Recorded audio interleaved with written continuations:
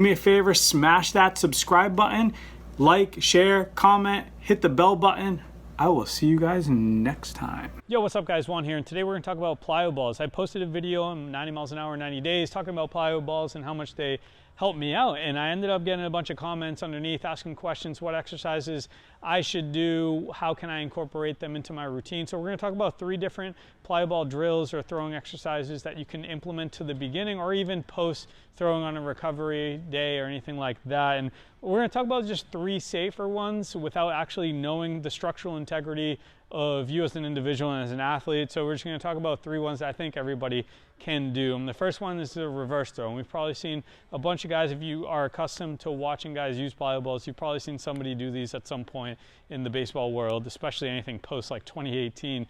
This drill has really blown out, but it's something great that you can implement in recovery days and on days to warm up. So the reverse throw here, the setup is that we want to do exactly that. We want to throw behind us. It's a reverse throw. So the setup is basically like the end of your delivery. So when you see guys, they're kind of reaching down to the ground, that kind of is going to replicate a follow through, right? So when we follow through, we pronate. So we almost want to start in pronation and supinate our way back within our throw, kind of reverse tracing our throwing mechanics when we do this. A couple things to think about is we want to stabilize the lower half when we do this. We finish over a blocked front side when we throw a baseball off of a mound in front of us. So we want to stabilize our front leg. So as we're throwing behind us and rotating our torso back, we actually don't want to crash down our lead leg when we do that. Kind of just like we don't want to crash our lead leg when we're throwing in front of us. So I'm going to demonstrate real quick. Again, like I said, we're going to reach out in front and pronate that thumb in so that we have a good supination coming back into the throw. We're going to try to activate the scap. So the first move is almost trying to get into like a 90-degree angle with our throwing arm and pinching back into our scapula. It's going to fire and warm up our scapula, and it's going to have a good understanding on how to be dynamic within our throwing session that we're about to have if you're doing this as a warm-up. So simply put, we're going to reach down, pronate that thumb in, be ready to throw, stabilize that front leg, and throw behind us. It's a pretty simple move, pretty straightforward, but it's something that you can implement into your throwing and into your warm-ups and post as well. So our guys will do this in the warm-up and they'll do this as a cool down as well at the very end. So a reverse throw, try those out. All right, now we're gonna roll into throw number 2.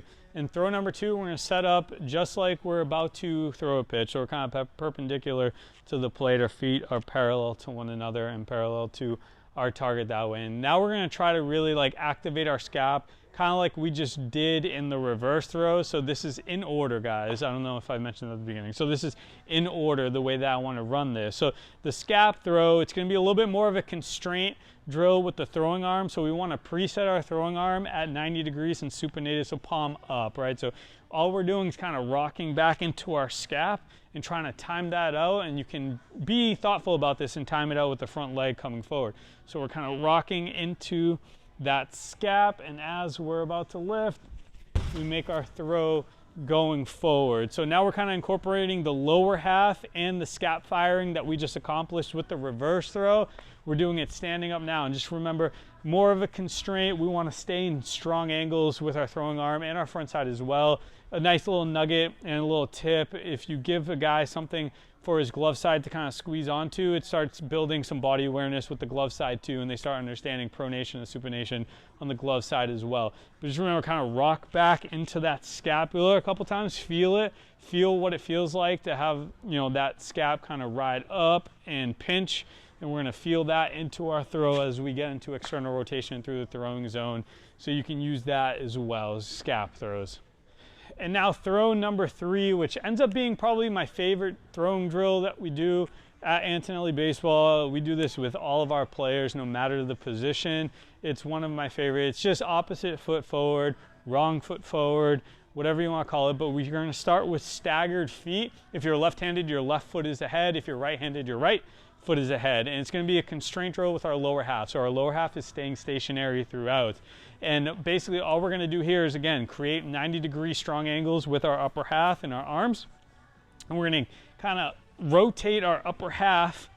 And if you notice, when you rotate your upper half, it's basically rotating over the left side of your pelvis or over your left hip joint if you're left-handed, backwards, right side of the pelvis, or right hip joint if you are right-handed, but I'm left-handed. So I'm kind of rotating my pelvis. I'm starting to understand kind of that counter rotation of the upper half around the pelvic region, and that's going to help me understand coil a lot better when I'm within my throw. And if you're a pitcher, you're going to be able to understand how to sustain your coil through the drive phase a lot more effectively by just understanding the feel of what it feels like to be within that. So staggered feet again, wrong foot forward, so left foot forward if I'm left-handed, right foot forward if I'm right-handed. And I'm going to get back into my scap again, a lot of scap, right? So I'm pinching the elbow back. Feel like you're kind of nudging somebody behind you as you're rotating back, right? So we're getting back into our scap load right here, almost in a palms down position. In terms of arm angles, the elbow is going to be slightly underneath the shoulder. We're going to stay in 90-degree flexion with the arm here. And as we pinch back, you see my forearm will start at about a 90-degree angle. So if this is 90 and this is 0, my forearm starts at 90. But as I pinch back, it kind of drops down into that 45-degree mark. I'm getting into this nice arm cocked position. You can feel it back and forth if you really want to increase your feel. And once we get here, we're making our throw forward, getting into external rotation as we cross the throwing zone by our head into a nice elbow extension, pronating and following through. One of the other reasons I love this drill is that when you are in wrong foot forward, you'll notice I have all this space on my right side, on my glove side, to follow through. And you can really get into that extension and drop that hinge down, chest down, and follow through all of this space, and you start understanding good deceleration patterns for the arm. And the arm starts understanding that aspect of the delivery. One of my favorite drills, again, I love it when a player has something in their glove hand, again, just to kind of increase body awareness. We have success with this particular drill more than any other, but those are 3, and that's the progression of the 3 that you can take from reverse throw to scap throw to wrong foot forward throws that you can start implementing into your own routines or for your teams if you're a coach out there. But I love all 3. We do all 3 with everybody. And there are other plyos, and maybe I'll do some more videos on that if you guys like. But those are 3 that you can implement right away tomorrow into your routine. Be very thoughtful with the amount of weight that you're going to use on your weighted ball. Don't just, if you don't have the motor skills, strength, or stability to be throwing certain figures of weights, then just don't do it. Start slow, build yourself up into a position where you can be stable enough to make good quality throws in a healthy manner. But hope you liked the video, hope it was informative for you. Do me a favor, as always, smash that subscribe button, like, share, and comment, and I'll see you guys later.